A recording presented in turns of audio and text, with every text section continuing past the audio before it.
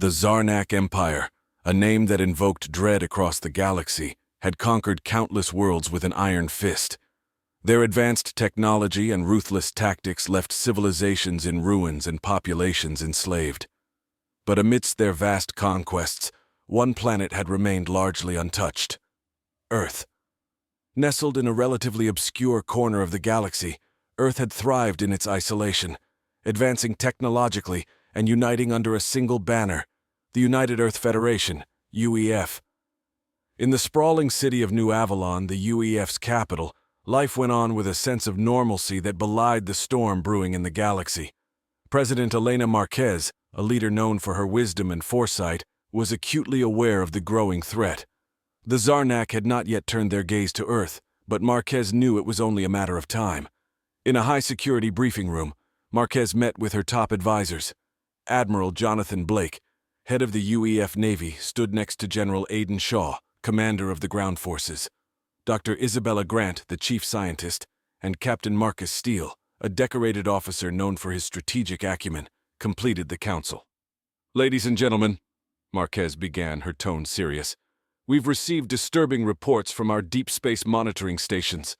Zarnak fleets have been spotted closer to our sector. It appears they are expanding their territory once again." Admiral Blake leaned forward, his expression grave. "Our fleet is prepared to defend Earth, but the Zarnak's technology and numbers are overwhelming. We need to bolster our defenses and consider alliances with other worlds." General Shaw added, "We must also enhance our ground capabilities. If the Zarnak land on Earth, we need to be ready for a fierce battle. Our troops need the best equipment and training available." Dr. Grant nodded. "I've been working on new defense technologies based on recent discoveries. These could give us an edge, but we'll need more resources to develop and deploy them effectively." Marquez turned to Captain Steele. "Marcus, your experience with off-world operations will be crucial. I need you to lead a team to gather intelligence on the Zarnak's movements and capabilities. We need to understand our enemy if we're to stand a chance." Steele nodded, his eyes filled with determination. "I'll assemble my team immediately. We'll leave no stone unturned." As the council adjourned, Steele wasted no time. He gathered his trusted team members: Lieutenant Sarah Vega, an elite pilot; Sergeant Alex Kane, a demolition expert; and Corporal Jenna Miles, a reconnaissance specialist. Together, they boarded the USS Horizon, an advanced stealth frigate equipped with the latest in cloaking technology and sensor arrays. The Horizon slipped into deep space, its cloaking device rendering it invisible to Zarnak patrols. Steele and his team set course for the Outer Rim, where reports indicated increased Zarnak activity. Their mission was to infiltrate and gather as much intelligence as possible without being detected.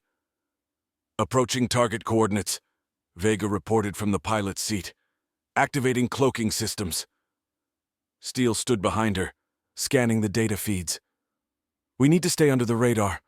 Our primary objective is to gather intel and return safely. Engage only if necessary." The Horizon entered the Charon Belt, a dense asteroid field that served as a natural barrier for the Zarnak's operations in the sector. The ship navigated through the rocky terrain with precision, avoiding detection by the enemy's sensors. Miles deployed reconnaissance drones, sending them ahead to scout the area. "Drones are in position, scanning for Zarnak activity." The data streamed back, revealing a hidden Zarnak outpost nestled within the asteroids. The outpost was a hive of activity, with ships coming and going, transporting supplies and personnel. "We found their staging ground," Steele observed.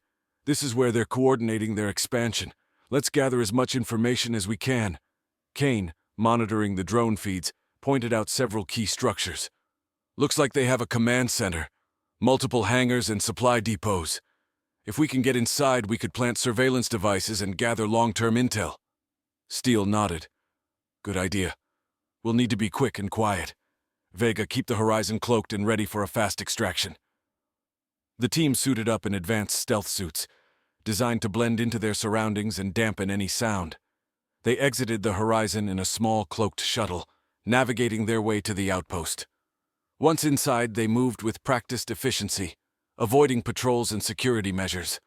Miles used her expertise to disable security systems, allowing them to slip into the command center undetected. Inside, Steele and Kane planted surveillance devices, while Vega downloaded schematics and data logs from the central computer. "We've got what we need," Steele whispered. "Time to exfil." The team retraced their steps, making their way back to the shuttle without incident. As they returned to the horizon, Steele felt a surge of relief. They had succeeded in their mission, but the data they gathered painted a grim picture. Back on Earth, President Marquez and the Council reviewed the intel. The Zarnak outpost was just one of many, and their plans for expansion were more aggressive than anticipated.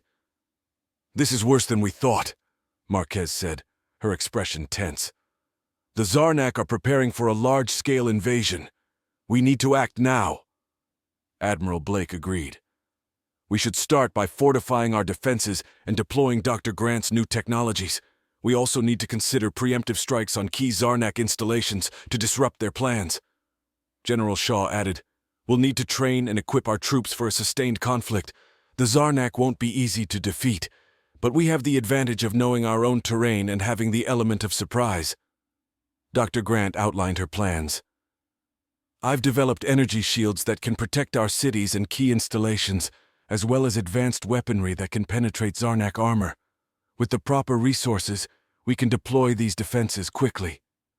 Steele, his resolve unshaken, volunteered for the next mission. "We need to take the fight to them. If we can disrupt their operations at the source, we'll buy ourselves valuable time to strengthen our defenses." The Council agreed, and preparations began for a coordinated strike on the Zarnak outpost in the Karen Belt. The mission would be risky, but the potential gains were worth it. As the UEF fleet assembled, the atmosphere was charged with determination and resolve. The Horizon, leading the strike force, would once again play a crucial role. Steele and his team prepared for what could be their most dangerous mission yet. "Ready for this?" Steele asked his team as they suited up. Vega smiled confidently. "Always." Kane checked his equipment. "Let's give them a fight they won't forget." Miles, ever the optimist, added, "We've got this. Let's show them what Earth is made of." The fleet jumped to hyperspace, emerging near the Karen Belt. The Horizon led the charge, its cloaking device active as it navigated through the asteroids. The rest of the fleet followed, ready to engage the Zarnak forces. "Engage cloaking," Steele ordered.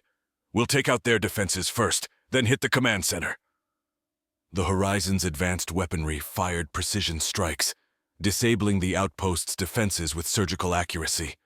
The rest of the fleet moved in, engaging the Zarnak ships in a fierce battle. Steele and his team, aboard the shuttle, made their way to the outpost. They landed undetected and moved swiftly through the corridors, their objective clear: destroy the command center and cripple the Zarnak's operations. Inside the command center, chaos reigned as the Zarnak struggled to repel the unexpected assault. Steele and his team fought their way through, planting explosives on critical systems. "Charges set," Kane reported. "We've got 5 minutes." Steele nodded. "Let's move." As they made their way back to the shuttle, the charges detonated, sending shock waves through the outpost. The Zarnak's command structure was in disarray, and their operations were crippled. The Horizon extracted the team just as the outpost began to collapse. The UEF fleet, having achieved their objectives, retreated with minimal losses. The mission was a success. Back on Earth, the news of the successful strike was met with celebration. President Marquez addressed the nation, her voice filled with pride and determination. "Today, we have shown the Zarnak Empire that we will not be intimidated. Our successful strike in the Karen Belt is a testament to our courage and ingenuity. We will continue to stand strong and defend our home." The victory boosted morale and strengthened the resolve of the UF. With the new technologies being deployed and the alliance growing stronger, Earth was ready to face the Zarnak threat head-on. As the preparations for the next phase of the war continued, Steele and his team remained at the forefront, ready to lead and inspire. The galaxy had yet to see the full might of Earth's defenders, and the Zarnak would soon learn that their reign of terror was nearing its end. Thus began the first chapter of an epic struggle, with battles, alliances, and sacrifices awaiting them in the chapters to come. The successful strike in the Karen Belt had rattled the Zarnak Empire, but it was only the beginning. Earth's newfound resolve and technological advancements meant they were ready to take the fight further, disrupting the Zarnak's operations across the galaxy. However, the next phase required more than just brute force. It needed cunning, alliances, and unwavering determination. In New Avalon, the UEF's command center buzzed with activity. President Marquez, alongside her top advisors, reviewed the latest intelligence reports. The Zarnak were regrouping, their retaliation inevitable. Admiral Blake, ever the strategist, pointed to a holographic map of the galaxy. The Zarnak are massing their forces in the Omega cluster. It's a central hub for their logistics and fleet coordination. If we can disrupt their operations there, it will cripple their ability to mount a large-scale counteroffensive. General Shaw agreed. We'll need a multifaceted approach. A direct assault could work, but we also need to sabotage their supply lines and communications. This will spread their forces thin and create opportunities for targeted strikes. Dr. Grant added, I've been developing new stealth drones that can infiltrate their systems undetected. These can be used to gather real-time intelligence and plant malware, causing chaos within their ranks. President Marquez nodded, turning to Captain Steele. Marcus, you and your team will lead this mission. You'll coordinate with our new allies and ensure that each phase of the operation is executed flawlessly. Steele, confident and resolute, replied, We won't let you down, Madam President. We'll make sure the Zarnak feel the full weight of our resolve. The UEF's allies, rallied by the recent victories, were eager to contribute. Governor Laria Thorne of Zalton, General Rikus of Rithia, and Chancellor Vax of Vexar Prime each committed their best troops and resources to the mission. As the fleet prepared to depart, Steele and his team received a final briefing. Lieutenant Sarah Vega, Sergeant Alex Kane, Corporal Jenna Miles, and Dr. Lena Everett were ready to take on their respective roles, each bringing their unique expertise to the mission. Our first objective is to infiltrate the Zarnak supply depots in the Omega cluster, Steele explained. We'll plant explosives and disrupt their logistics. At the same time, our allies will create diversions, drawing their forces away from the main targets. The fleet's journey to the Omega cluster was uneventful, but the tension was palpable. Upon arrival, the Horizon led the way, its cloaking device ensuring they remained undetected. The team disembarked in a remote area, far from the main Zarnak installations. Using her advanced reconnaissance equipment, Miles scouted ahead. Multiple patrols, but their patterns are predictable. We can bypass them with minimal engagement. The team moved silently through the terrain, avoiding detection. They reached the first supply depot, a sprawling complex filled with Zarnak weaponry and resources. Kane set to work, planting charges at critical points. Charges set, Kane whispered. On your mark, Captain. Steele signaled for the team to fall back to a safe distance. The explosions ripped through the depot, sending plumes of fire and smoke into the sky. The Zarnak forces, caught off guard, scrambled to respond. First target down, Steele reported. Moving to the next. The team continued their mission, hitting multiple depots and communication hubs, each strike sowing more chaos within the Zarnak ranks. Meanwhile, the Allied forces engaged in strategic skirmishes, drawing attention away from the main operations. During one such skirmish, Steele received a distress call from Governor Thorne. Her forces were pinned down by a Zarnak battalion and needed immediate assistance. Without hesitation, Steele redirected his team to support their allies. The battle was fierce, but the combined strength of the UEF and Zalton forces proved overwhelming. Steele and his team fought alongside Thorne's troops, their advanced weaponry and tactics giving them a decisive edge. "We owe you our lives, Captain," Thorne said gratefully after the battle. "Your timely intervention turned the tide." Steele nodded. "We're in this together. Every victory brings us closer to ending the Zarnak's tyranny." As the mission progressed, Dr. Everett's stealth drones infiltrated the Zarnak's communication networks, planting malware that disrupted their command and control. The Zarnak fleet, now plagued by confusion and misinformation, struggled to coordinate their defenses. The final phase of the operation was the most ambitious. a direct assault on the Zarnak's central command in the Omega cluster. This fortress, heavily fortified and bristling with defenses, was the nerve center of their operations in the region. Admiral Blake coordinated the assault from the horizon. "All units commence the attack! We need to break through their outer defenses and give Steele's team a clear path to the command center."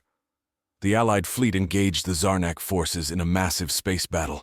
Lasers and missiles lit up the void as ships clashed in a desperate struggle for supremacy. The Horizon, using its advanced stealth and weaponry, led the charge, disabling key enemy vessels and creating openings for the other ships. Steele and his team, aboard a stealth shuttle, penetrated the fortress's defenses. They moved with lethal efficiency, taking out guards and security systems as they advanced towards the command center. The halls echoed with the sounds of battle as they pushed deeper into the fortress. Inside the command center, they confronted High Commander Varlock, one of the Zarnak's top military leaders. Varlock, a towering figure clad in advanced armor, sneered at the intruders. "You think you can defeat the Zarnak? We are unstoppable." Steele, unfazed, replied, "Your reign of terror ends here, Varlock." The battle that ensued was intense. Varlock's combat prowess and advanced technology made him a formidable opponent, but Steele's team fought with unmatched coordination and skill. Vega's sharpshooting, Kane's explosives, and Miles's tactical support combined to create a deadly force. With a final decisive strike, Steele incapacitated Varlock, securing the command center. "Command center secured," he reported. "The fortress is ours." The fall of the command center sent shockwaves through the Zarnak forces. Their coordination shattered. They began to retreat in disarray. The Allied fleet pressed their advantage, driving the Zarnak out of the Omega cluster and securing a decisive victory. Back on Earth, the successful operation was met with jubilation. President Marquez addressed the galaxy, her voice filled with hope and determination. "Today we have struck a critical blow against the Zarnak Empire. Our victory in the Omega cluster is a testament to our unity and resolve. We will continue to fight until every world is free from oppression." The victory inspired even more worlds to join the alliance. The tide was turning, and the Zarnak's grip on the galaxy was weakening. The struggle was far from over, but the momentum was now firmly in favor of the resistance. Captain Steele and his team, hailed as heroes, continued to lead and inspire. Their bravery and determination had become symbols of hope, showing that even the most formidable enemies could be defeated with unity and resolve. As the Alliance prepared for the next phase of their campaign, the galaxy united in its quest for freedom. The Zarnak Empire, once seen as invincible, now faced the combined might of countless worlds determined to reclaim their destiny. Thus continued the epic struggle, with new challenges, alliances, and victories awaiting them in the chapters to come. The fight for freedom and justice had truly begun, and the galaxy would never be the same. The victory in the Omega cluster had sent shockwaves throughout the galaxy. The Zarnak Empire, once perceived as an unstoppable force, was now on the defensive. The United Earth Federation, UEF, and their allies had proven that unity and determination could challenge even the most formidable of foes. Back on Earth, the sense of triumph was palpable. In the Grand Hall of the UEF headquarters, President Elena Marquez convened a summit with the leaders of the newly strengthened Galactic Resistance Alliance, GRA. Representatives from Zoltan, Rithia, Vexar Prime, and other liberated worlds filled the chamber, their resolve solidified by the recent victories. "We have shown the galaxy that the Zarnak can be defeated," President Marquez declared, her voice resonating with conviction. "But our fight is far from over. We must continue to press our advantage and drive them back from every corner of the galaxy." Governor Laria Thorne of Zoltan, her face lined with the scars of battle, spoke next. "Our people have endured unimaginable suffering under the Zarnak. This alliance has given us hope, and we are ready to fight for our freedom." General Rikus of Rithia, his stature imposing and his voice a booming authority, added, "The Zarnak's grip is loosening. We need to maintain our momentum and target their remaining strongholds. Together, we can liberate every enslaved world." Chancellor Vax of Vexar Prime, known for his strategic acumen, proposed a bold plan. Our intelligence indicates that the Zarnak's primary command center is located in the Nebula Nexus, a heavily fortified region that serves as their strategic headquarters. A direct assault on this hub could cripple their command structure and hasten their collapse. Captain Marcus Steele, standing among his team, felt a surge of determination. We faced the Zarnak's might before and emerged victorious. This mission will be our most challenging yet, but with our combined forces, we can strike a decisive blow. The GRA leaders agreed on the plan. The operation would be multi-pronged. While the main fleet engaged the Zarnak defenses, a specialized strike team led by Steele would infiltrate the command center and dismantle their operations from within. Preparations for the assault were meticulous. The UEF fleet, now bolstered by ships from allied worlds, represented a formidable force. The USS Horizon, with its advanced stealth capabilities and enhanced weaponry, would lead the charge. As the fleet assembled, Steele and his team made final preparations. Lieutenant Sarah Vega, ever the ace pilot, ensured the Horizon was ready for the mission.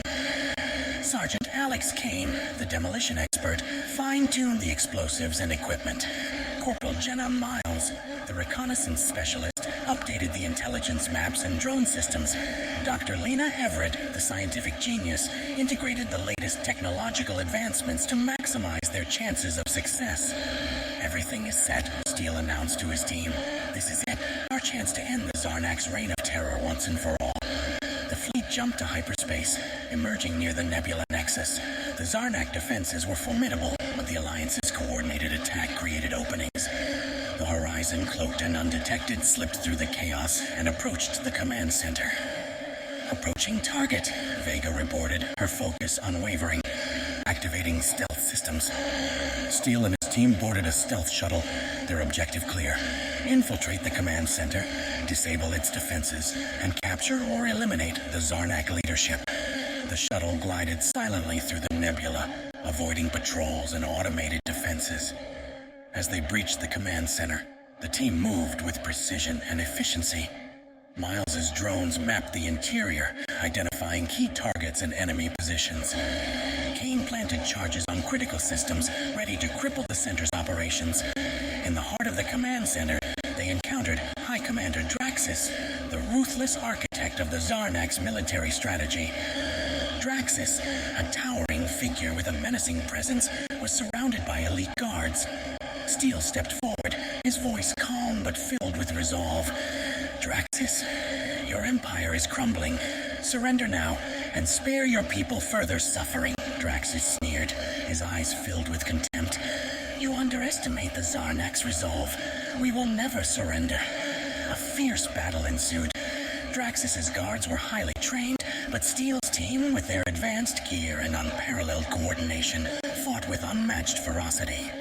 Vega's sharpshooting, Kane's demolitions, and Miles's tactical support combined to create a deadly force. Dr. Everett, using her scientific expertise, hacked into the command center's systems, causing disruptions and turning the Zarnak's own defenses against them. The tide of battle slowly shifted in favor of the Alliance. With a final decisive strike, Steele incapacitated Draxus, securing the command center. "Command center secured," he reported. "Mission accomplished." The fall of Draxus sent shockwaves through the Zarnak forces. Their command structure in disarray, they began to retreat. The Alliance fleet, seizing the opportunity, pressed their advantage, driving the Zarnak back and securing the Nebula Nexus. Back on Earth, the victory was celebrated as a turning point in the war. President Marquez addressed the galaxy, her voice filled with hope and determination. "Today, we have dealt a crippling blow to the Zarnak Empire. Our victory in the Nebula Nexus is a testament to our unity and our unyielding spirit. We will continue to stand together and fight until every world is free from oppression." The victory inspired even more worlds to join the Alliance. The Zarnak's grip on the galaxy was weakening, and the dream of liberation was becoming a reality. The momentum had shifted, and the Alliance was now on the offensive. Captain Steele and his team, hailed as heroes, continued to lead and inspire. Their bravery and determination had become symbols of hope, showing that even the most formidable enemies could be defeated with unity and resolve. As the Alliance prepared for the final phase of their campaign, the galaxy united in its quest for freedom. The Zarnak Empire, once seen as invincible, now faced the combined might of countless worlds determined to reclaim their destiny. The struggle was far from over, but with each victory, the end of the Zarnak's tyranny drew closer. The galaxy, awakened to its collective strength, stood ready to fight for a future free from fear and oppression. Thus ended the third chapter of their extraordinary journey, with new challenges, alliances, and victories awaiting them in the chapters to come. The fight for freedom and justice had truly begun, and the galaxy would never be the same. The end.